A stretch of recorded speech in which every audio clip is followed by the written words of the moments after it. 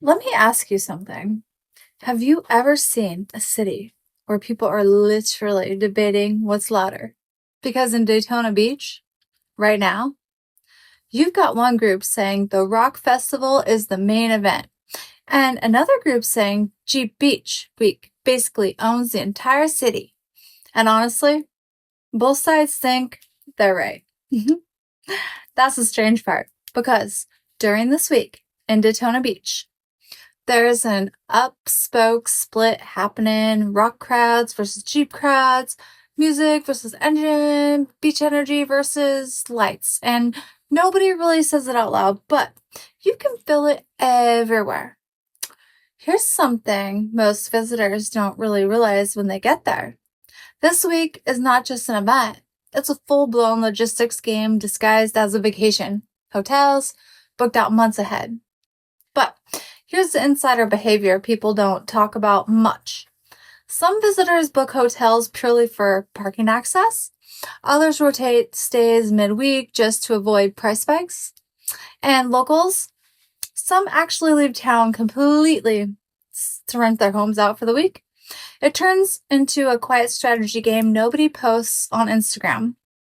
And if you don't plan ahead, you feel immediately. Now, let's talk about the Rockville. That isn't just a concert series. It's a full takeover of sound, energy, crowd movement, massive stages, packed crowds, and that very specific festival energy where everyone is subdued by the refusing. They can't leave, but there's the insider truth most people only realize once they're inside it. There's always the midday or afternoon set becomes the moment. Not always the headliner, the set that wasn't even hyped online, but suddenly everyone migrates toward it like, word, man, crowd instantly. And later online, people argue about which set actually won the day. It becomes the whole unofficial competition nobody planned. Even food lines turn into social spaces here. Strangers meet, talk, sometimes end up spending the entire day together just because they were standing next to each other for 10 minutes. It just happens. Now, flip over to the Jeep Beach week. Completely different energy.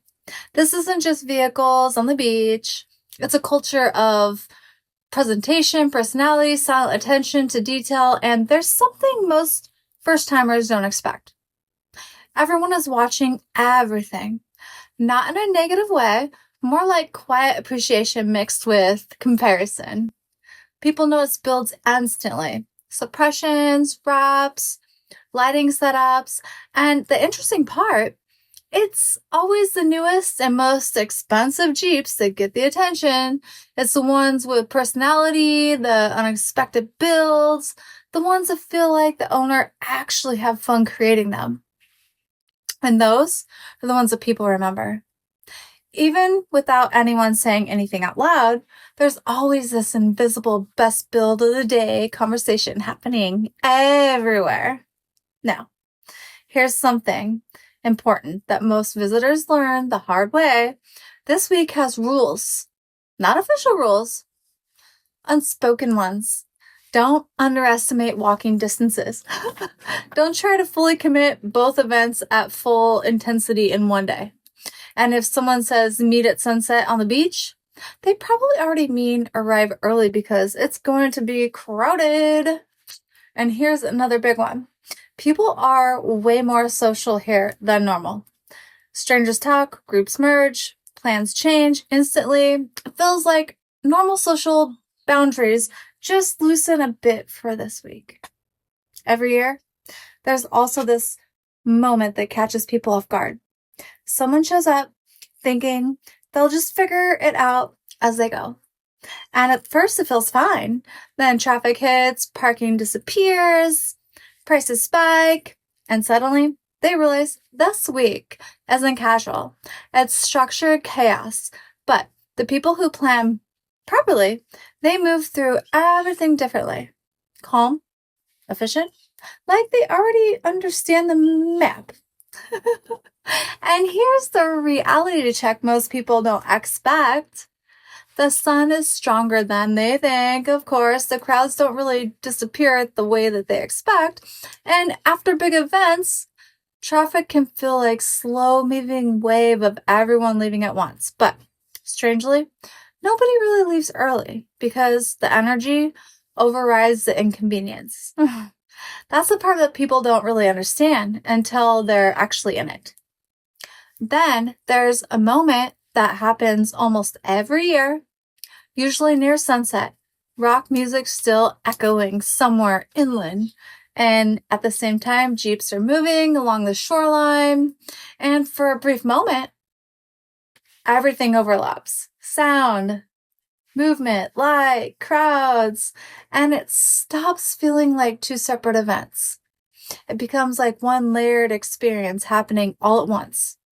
And people just pause for a second without even realizing it.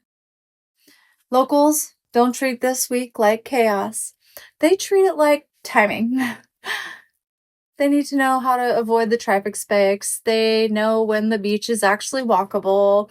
And they know exactly when the crowd shifts between events. It's about escaping the chaos.